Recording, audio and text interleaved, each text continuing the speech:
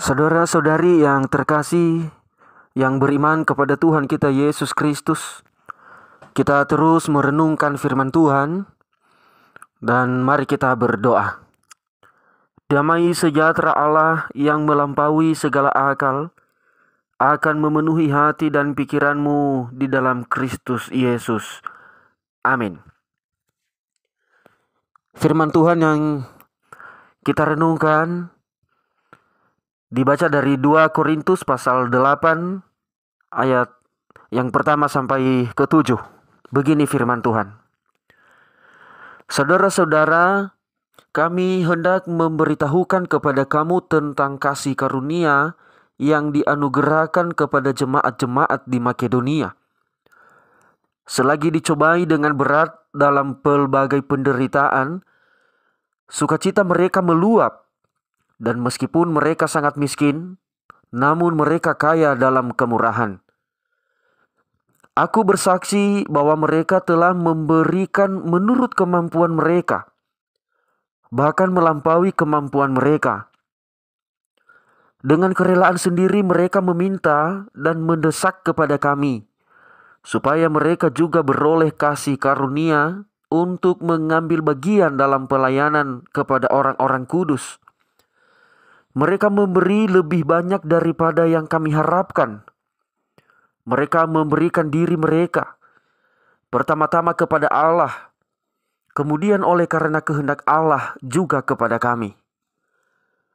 Sebab itu kami mendesak kepada Titus, supaya ia mengunjungi kamu dan menyelesaikan pelayanan kasih itu sebagaimana ia telah memulainya. Maka sekarang, sama seperti kamu kaya dalam segala sesuatu, dalam iman, dalam perkataan, dalam pengetahuan, dalam kesungguhan untuk membantu, dan dalam kasihmu terhadap kami, demikianlah juga hendaknya kamu kaya dalam pelayanan kasih ini. Demikian pembacaan nats firman Tuhan.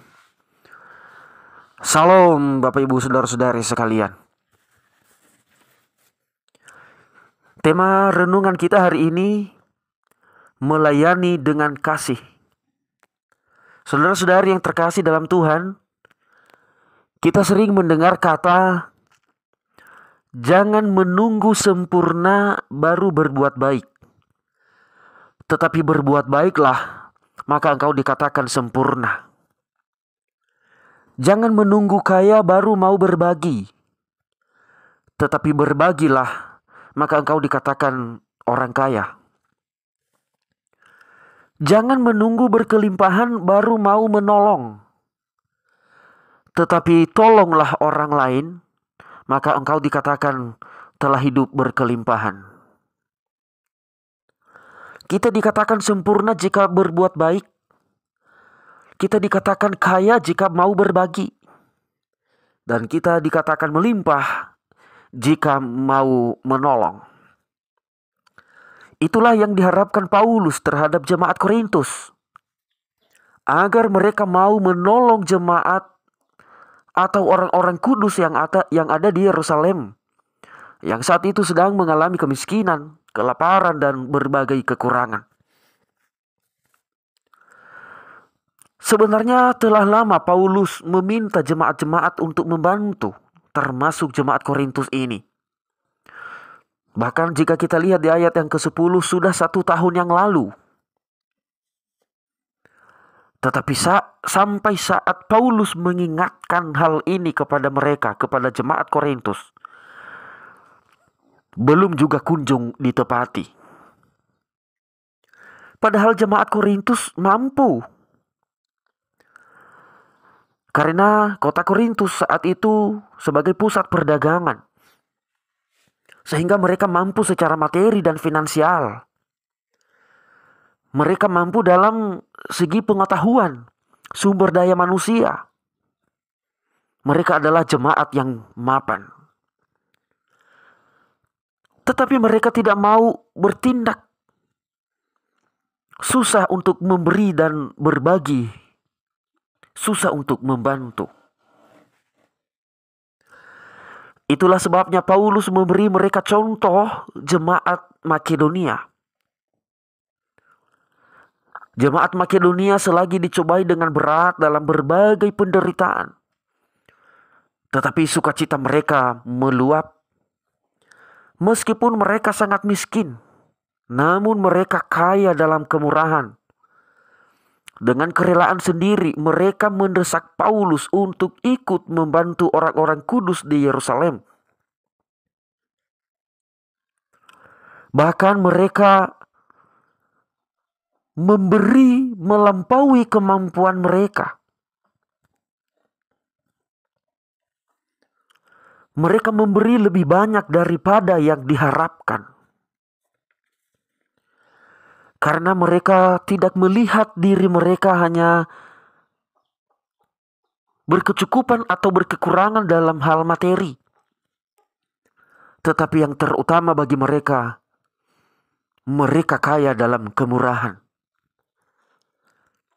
Kekayaan dalam kemurahan itulah yang mengakibatkan mereka mau memberi, walaupun sebenarnya mereka juga kekurangan. Mereka sangat miskin,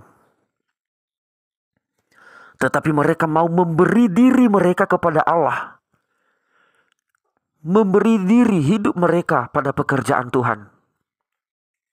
Mereka mau dipakai Tuhan untuk menjadi berkat kepada orang-orang lain. Mereka mau mengambil bagian dalam pelayanan kasih. Karena mereka tahu hidup mereka adalah pemberian Tuhan. Hidup mereka adalah anugerah Allah. Sehingga mereka ambil bagian dalam melayani. Melayani dengan menunjukkan tindakan-tindakan yang penuh kasih. Menolong, membantu orang-orang yang lemah.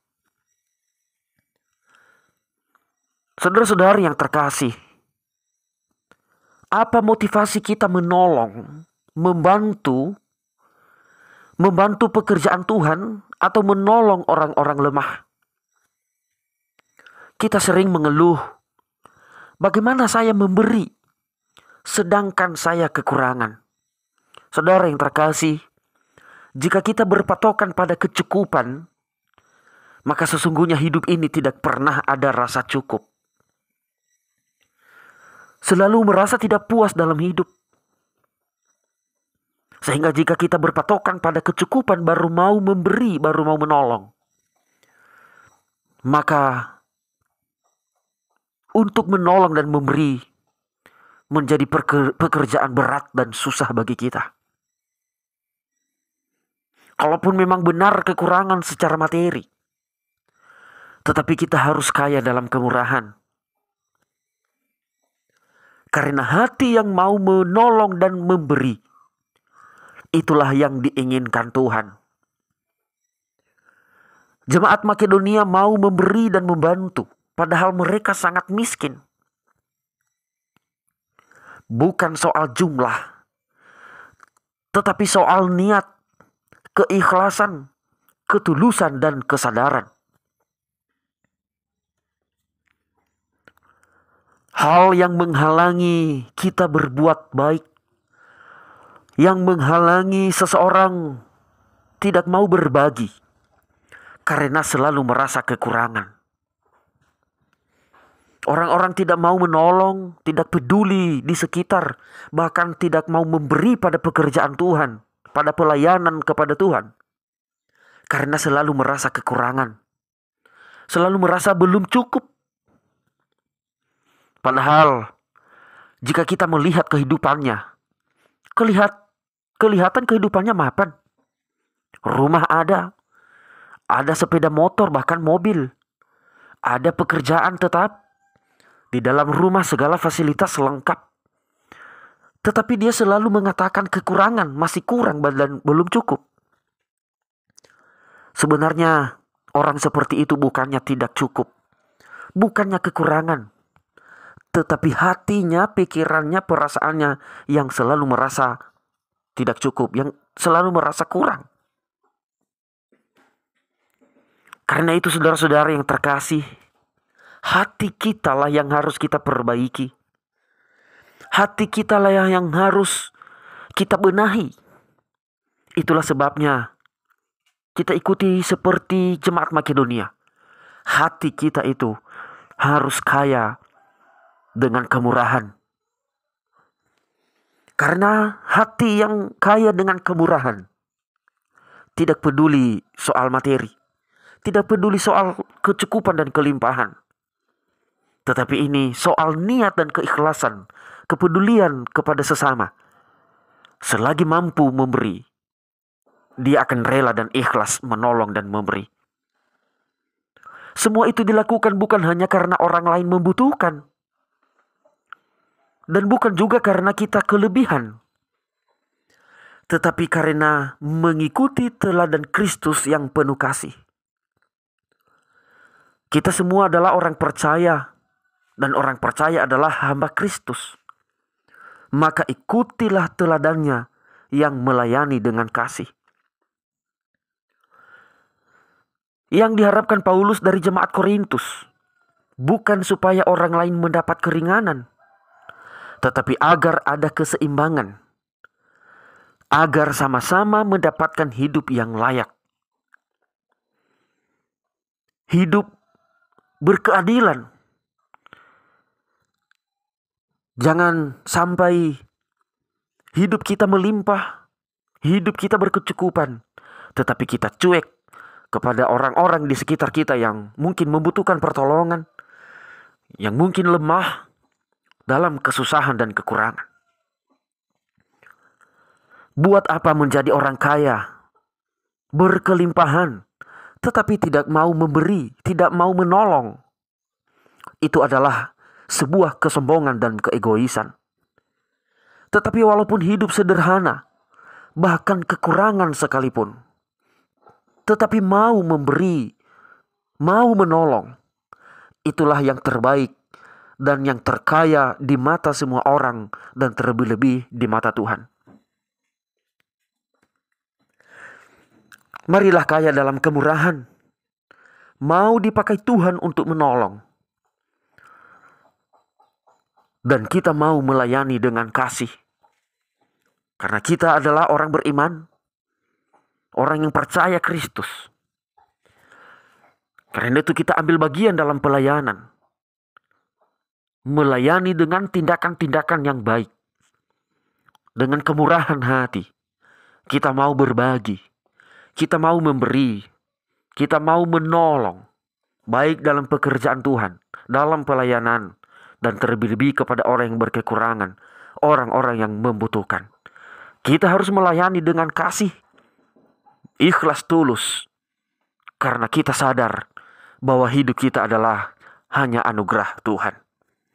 Demikian firman Tuhan.